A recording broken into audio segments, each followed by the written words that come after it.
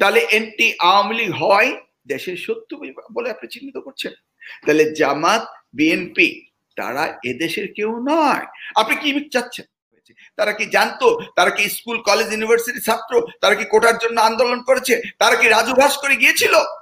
আপনি কি টেলিভিশনের পর্দায় দেখেননি যারা আন্দোলন করেছে তারা কি সত্যিকারের ছাত্র কি ছাত্র না? যাদেরকে গুলি করে হত্যা করা হয়েছে তাদের বুকের মধ্যে এখনো তাদের স্টুডেন্ট আইডি রয়েছে। ইতিমধ্যেই আপনারা দেখেছেন যে হসপিটালগুলো থেকে সরকার ডেথ লিস্ট সেটাকে তারা গায়েব করে দিয়েছে। কোন হসপিটালে ডেথ লিস্ট নাই, ডেথ সার্টিফিকেট তারা দিতে পারবে না। এজন্য এই যে ঘটনাগুলো এখন আসছে, এখন আমরা কোথায় যাব? বাঙালি ভার্সেস বাঙালি এবং আমরা বাঙালি মুসলমান বাংলাদেশি। এই রিপোর্ট দেখেছিলেন কেরানীগঞ্জের একটি গ্রাম থেকে দেশ প্রায় শতাধিক পুলিশ চাকরি পেয়েছে এবং এরা কারা, কোত্থেকে এসছে?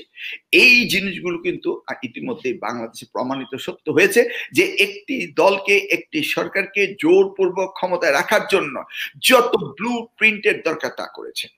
দেখুন, পুলিশ পেটুয়া বাহিনী হিসেবে কাজ করছে, যারা এইভাবে ফ্রন্ট লাইনে এসে গুলি করছে, যারা ফ্রন্ট লাইনে এসে বাধা সৃষ্টি করছে, তারা সকলেই মুক্তিযোদ্ধার কোটায় চাকরি। আমি চ্যালেঞ্জ দিয়ে আবারও বলছি, যারা আজকে এই জেনোসাইড ঘটাচ্ছে, সরকারের লাঠিয়াল হয়ে দাঁড়িয়েছে, তারা প্রত্যেকেই সিভিল প্রশাসন বলুন, আর্মি প্রশাসন বলুন, পুলিশ প্রশাসন বলুন, বিডিআর, বর্ডার গার্ড রেজিমেন্ট বলুন, এবং বাংলাদেশের প্রত্যেকটি চাকরির ক্ষেত্রে যারা এই ঘটনাগুলি ঘটাচ্ছে তারা এই সুবিধাভোগী এবং তারাই এই বিভাজিত ভাবে এই মুক্তিযোদ্ধার কোঠায় তারা চাকরি নিয়েছে। এজন্য একটা মগের মূল্যকে সরকার হয়েছে।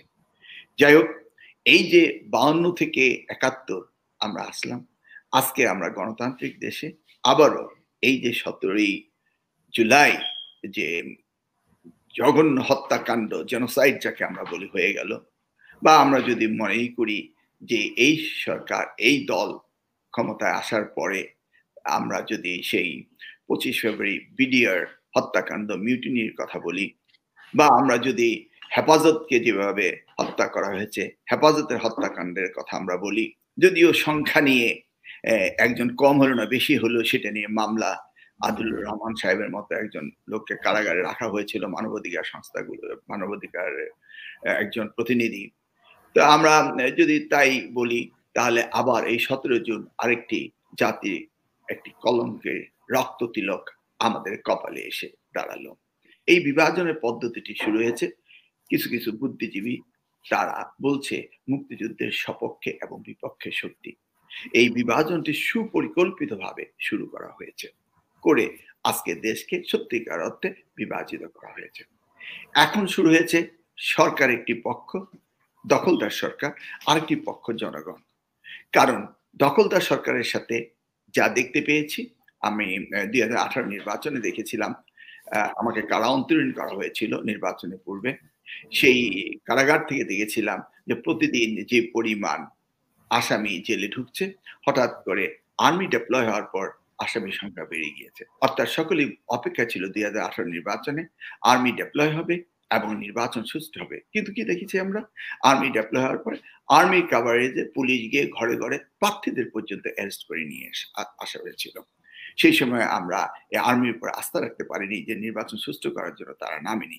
তাদেরকে বলা হয়েছিল তারা স্ট্রাইকিং ফোর্স এবং ডিসি বা ইউনোর অধীনস্থ তারা থাকবে, ম্যাজিস্ট্রেটি পাওয়ার থাকবে না। তো ঠিক এবারও দেখলাম যে প্রথমে দেখলাম আন্দোলনে ঘোষণা দিয়ে ওবায়দুল কাদের তার লাঠিয়াল বাহিনী, হেলমেট বাহিনীকে নামিয়েছে এবং পুলিশ তাদেরকে ছায়া দিয়েছে। পুলিশের ছত্রছায়া এই হেলমেট বাহিনী, ছাত্রলীগ বাহিনী বা আলবদর বাহিনী, যেটাই বলেন না কেন, তারা খুন খারাপি করে যাচ্ছিল। যখন জনগণ প্রতিরোধ করলো, তখন সেনাবাহিনীকে নামানো হলো।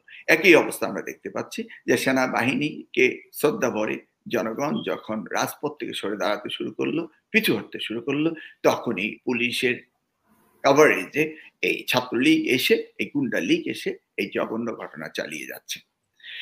তাহলে আজকে এই সোসাইটিকে বিভাজিত করছে মুক্তিযুদ্ধের সপক্ষে এবং বিপক্ষে। দেখুন, 1972 থেকে 75 পর্যন্ত, এরপরে যদি আমরা দেখি 1996 থেকে 2001 সাল পর্যন্ত, 2008 সাল থেকে আজ অবধি আমরা যদি এই চাকুরির বিষয়টিকে আমরা বিবেচনায় আনি, তাহলে দেখেছি এই আওয়ামী লীগ সরকারের সময় আওয়ামী লীগ ছাড়া কেউ চাকরি পায়নি।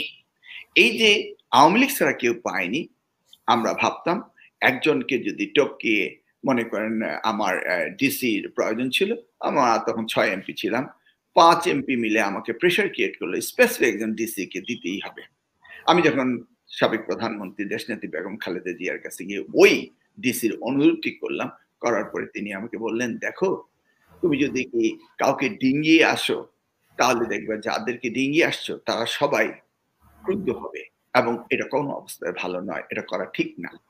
এই যে আজকে তারা এই জিনিসটাকেই সকলে ক্রুদ্ধ হবে, এগুলি ভালো নয়, সেটাকে তারা পাল্টিয়ে ফেলেছে।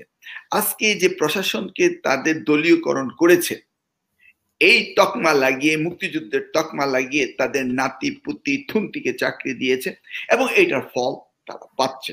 দেখুন, আপনি দেখেছেন যে 12 বছর বয়স, 8 বছর বয়স মায়ের কোলে যারা ছিল তারাও মুক্তিযুদ্ধ করেছে।